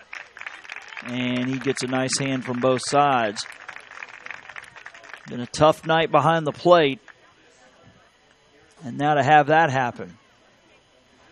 And he's trying to put some pressure on that right foot, but not much at all. So we're going to have to take a little break, because somebody's going to have to don the catcher's gear. Again, you are listening to the 2018 Florida DYB Major State Tournament here on JockJive.com. When those taste buds are demanding delicious, make it the Cookhouse Restaurant in Blountstown. From steaks to sandwiches, cooks will have those buds saying, oh yeah. There's prime rib, crab legs, a variety of seafood and steaks, soup and salad bar, a complete dessert menu and ice cream bar, and more. The Cookhouse Restaurant is open 10 to 8 Monday through Thursday, till 9 on Friday and Saturday, and open at 7 a.m. Saturday for breakfast. The Cookhouse Restaurant is located on Main Street North. Player team and umpire specials available.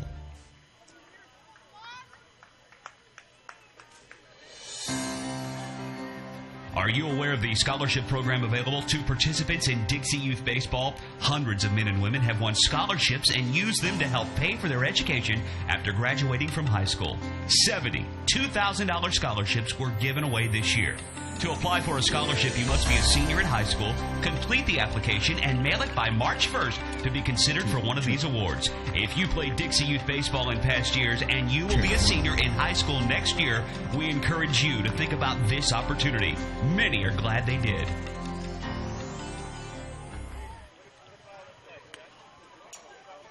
Number 2 is Tomas Pizzagna, who will now take the catcher gear from Jeffrey Dart, who I believe took a foul ball right off the foot or the low ankle.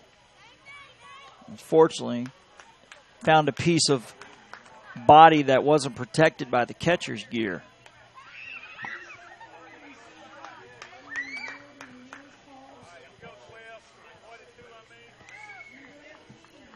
Again, to set the stage here, it is 12-0 here in the bottom of the third. Shalimar has the bases loaded with 2 outs. A base hit to the outfield, if it plates 3, could end the game right here and there. Or, if they fail to score here in the third, if they keep Fort Meade from scoring 3 or more, runner thought about coming, as the runner at first was halfway to second, but saw that the runner at third, Brown, was heading back.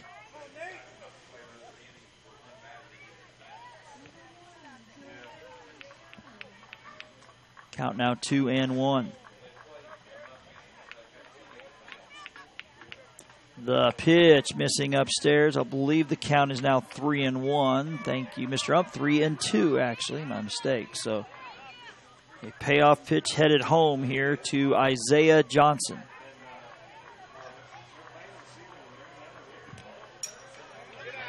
And that is ball 4. As Brown will score. And Isaiah Johnson, the RBI, the easy way. It's now 13-0. Now a base hit just needs to plate 2 to end it. It will be Trey Edwards, who has a walk and a RBI triple. He's the 8th batter of the inning. It is low, gets away. The runner thought about coming. Oh, and the runner from second was halfway to third, but had to turn and tail and head back as Aaron Rowell headed back to third. So it's Rowell at third, Otten at second, and Isaiah Johnson at first for Team Shalimar, who have scored put up crooked numbers in all 3 innings. 6, 5, and 2. That ball outside for ball 2.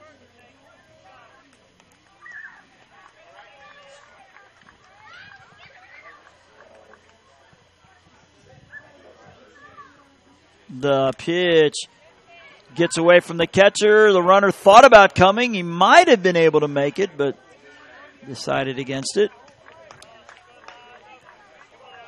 So it keeps the bases loaded, and the count now 3-0.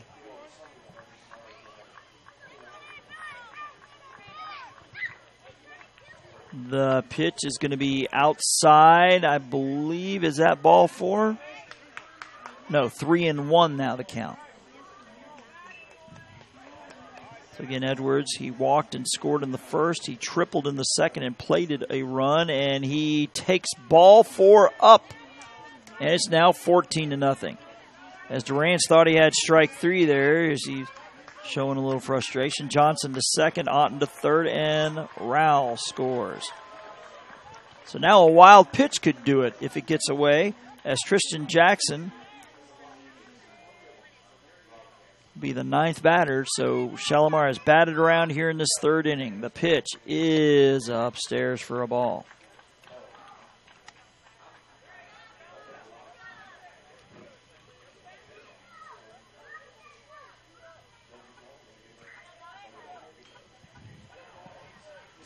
The pitch low, it gets away, and the runner thinks about it, and nope, heads back. Count now 2-0.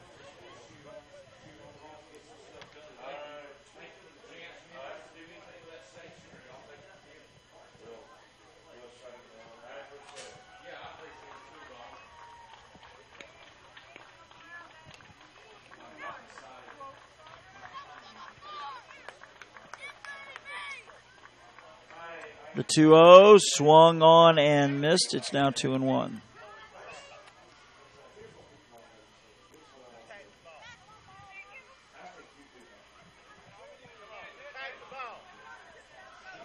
So 6 in the first, 5 in the second, 3 here in the third for a 14-0 lead. The pitch is swung on, fouled, back now 2-2.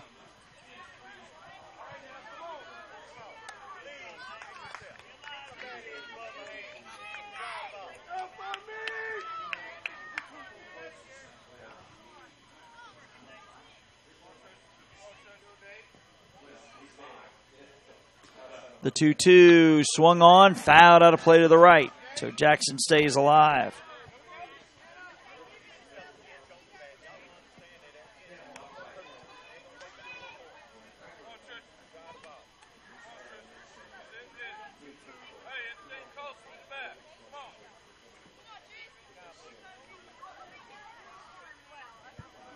The 2-2 swung on and missed for strike 3. So that'll end it for the 3rd inning, which means we will have to go to the 4th. 3 runs come in, but Shalimar just needs to shut down Fort Meade or prevent them from scoring 4. To the top of the 4th we go, 14-0. And again, you are listening to the 2018 Florida DYB State Tournament here on JockJive.com. Florida-Dixie Youth All-Stars Sheriff Eddie Joe White welcomes you to Liberty County. Sheriff White understands all the hard work that has brought you to Bristol and salutes your efforts. He and his staff of deputies and admin personnel wish you the very best. Win or lose, it's about sportsmanship and doing your best. Good luck from Sheriff Eddie Joe White, serving Liberty County with fairness and honesty.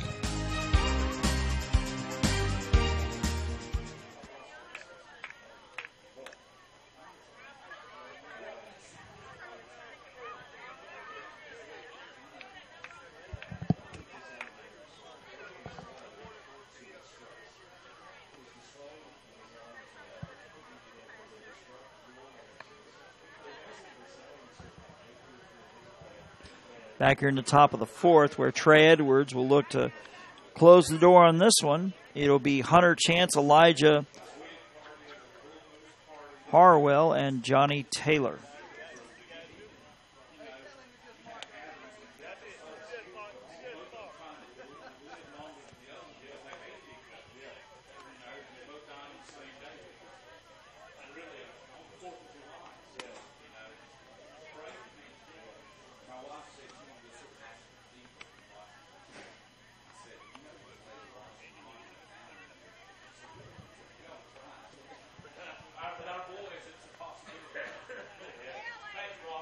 So Shalimar looks like they will advance and have all of Monday off and be watching the Mariana Chipley game tomorrow. That game is at 7:30, so we have 3 unbeaten still left going into day 3. Fort Meade, unless something miraculous happens, will drop into the losers bracket and get the winner of the Holmes County San Antonio game. Again, it'll be batters 2, 3, and 4. Chance, Harvell, and Taylor. As we close in on 11 o'clock Eastern time here in Bristol. With still one more game to be played in the machine pitch division, which means somebody's going to be playing into Monday morning. But the good news is all of the action that was slated to be done today will get done today. A little later than usual thanks to Mother Nature and about a 3.5-hour delay. First lightning, but the majority of it rain. Pitch to Hunter Chance way outside for ball 1. Again, we cannot say kudos enough to Ray Glisson and his staff for getting these fields ready. Of course, they do drain really well, but you do have to put a little elbow grease into them. That diamond dry or whatever they call it. Have to pour many a bag out there. Of course, you got to line each field and drag it as well. So a lot of people are going to sleep well tonight. They're wearing those bright yellow staff shirts. The 2-0 to Hunter Chance is over his head, and I'll make it 3-0. Hunter Chance singled his first time up, but then was forced out at third on a fielder's choice. So we hear that game behind me, Mike Rideout, bringing you the final game with about an 11 o'clock start time. The pitch is a ball 4. So Hunter Chance with the 4-pitch walk to lead off this 4th inning. Elijah Harvell, who singled his first time up to the plate.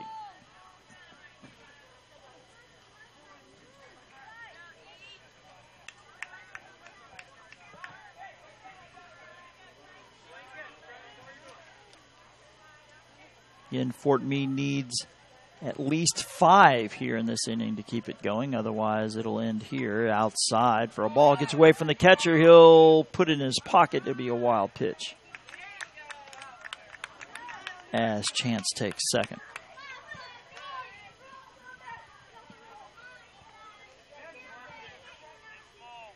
Again, the action will resume tomorrow at 5 o'clock Eastern time. The pitch. Check swing. Foul at the plate, 1-1. Again, here on field 2, it will be Holmes County and San Antonio. At 7:30, Mariana and Chipley. Field 3 will have Liberty County and Ridge Manor. That will be an elimination game.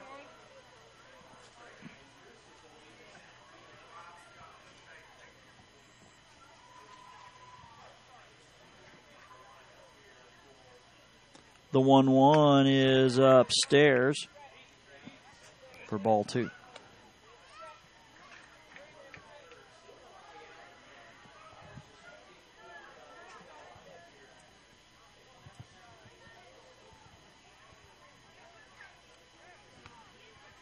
Long look in by Trey Edwards. And the pitch is popped up on the infield. The pitcher says, I got it, and he will make the catch as he stumbles and falls backwards. He's backpedaling over the pitcher's mound, then back down to the ground, making the catch and spilling backwards, but holding on to the ball. A lot of action going on in that pop-up. One down here for Johnny Taylor, who reached on a fielder's choice his first time. Runner at second is Hunter Chance. Shalimar 2 outs away from staying unbeaten here in the winner's bracket.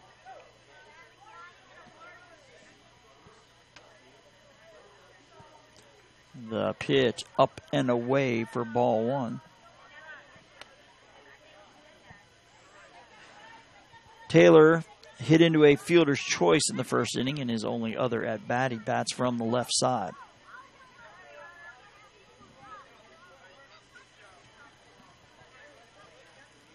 The pitch swung on and ripped, and a diving catch to his right, actually from his knees. Nice stab there, Tristan Jackson on a hard hit ball. Line out to second. 2 down here in the 4th. As number 7 is Garrett Sims. He struck out swinging his first time.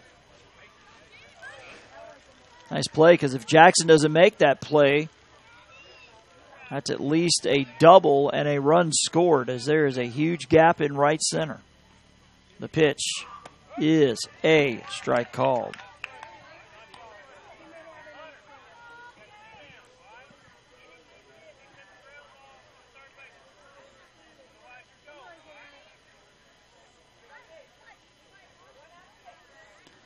Pitch outside. Count now 1-1.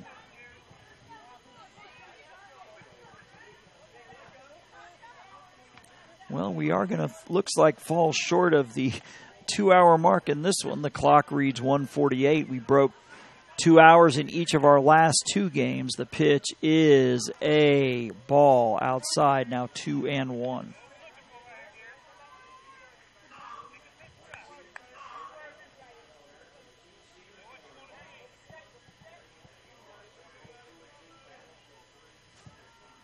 And 2 balls and a strike to Garrett Sims. Bryce Bennett hoping to bat.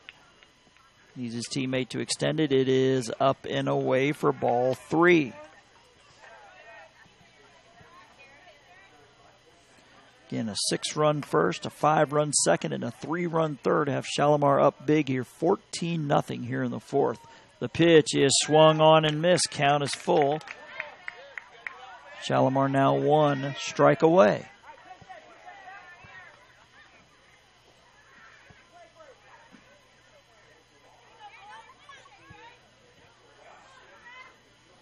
And the payoff pitch is low for ball 4. The game continues as Sims draws the walk.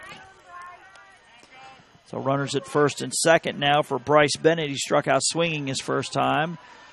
And with that, Reggie Statler, the manager, is going to go out there and have a quick chat with his infield.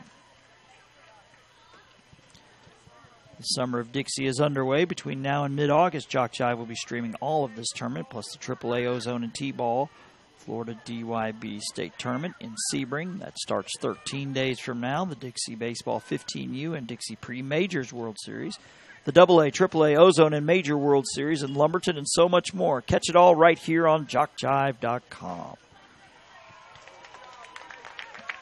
And I think we will have a pitching change as Trey Edwards looks like he's heading out to center.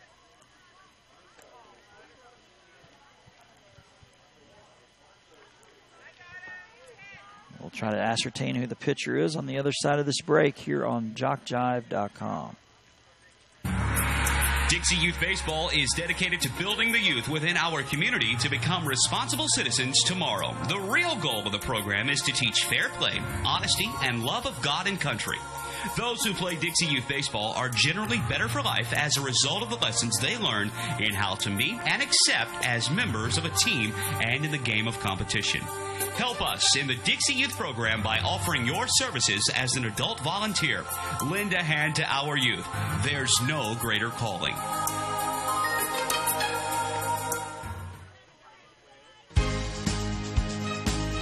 Florida Dixie Youth All-Stars, Sheriff Eddie Joe White welcomes you to Liberty County. Sheriff White understands all the hard work that has brought you to Bristol and salutes your efforts. He and his staff of deputies and admin personnel wish you the very best. Win or lose, it's about sportsmanship and doing your best. Good luck from Sheriff Eddie Joe White, serving Liberty County with fairness and honesty.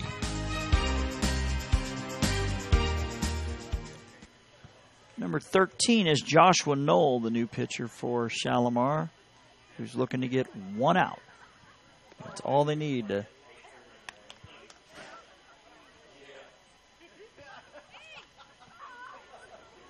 So Knoll was at short.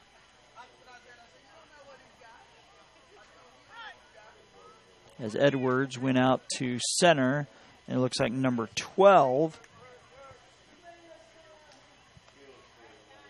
Jace Brown, is now at short, so there's a new left fielder out there for Shalimar. Again, one out is all they need to get done with this one, and it'll be Joshua Knoll trying to retire Bryce Bennett, who struck out swinging his first time.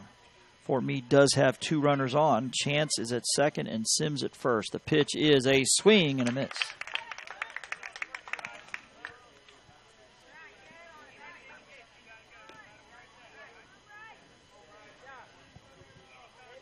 So Shalimar will have all of Monday off. Will not play till Tuesday night.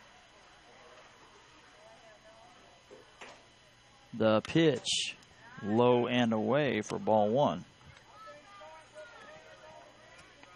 So the question is, if Shalimar did travel over here, they could actually check out of the hotel room and sleep in their own beds Monday night and then just come back over on Tuesday if they chose. The pitch fouled back, now 1-2.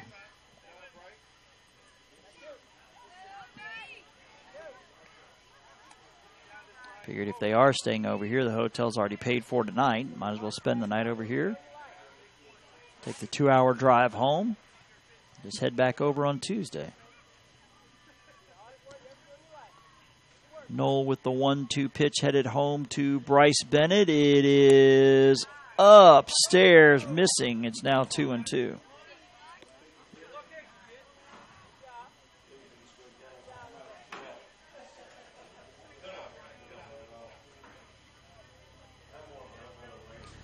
The 2-2, low and away for ball three. Shalimar cannot get that strike three that they need.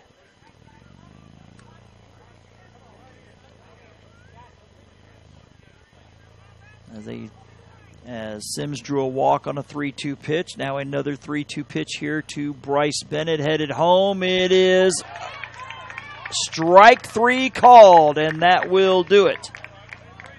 As Shalimar, in 4 innings, will shut out Fort Meade by a score of 14-0. Shalimar has tomorrow off. They will play at 7:30 on Tuesday, where they await the winner of the Mariana Chipley game. Fort Meade drops into the losers bracket, where they will play on Tuesday.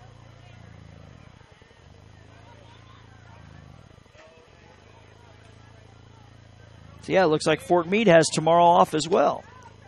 Do not play on Monday. They are off until Tuesday, where they will wait tomorrow's Holmes County San Antonio winner. So at 11:11 p.m., we're going to call it a night. Jason Thompson signing off. Wishing you, wherever you tuned in tonight, a pleasant evening.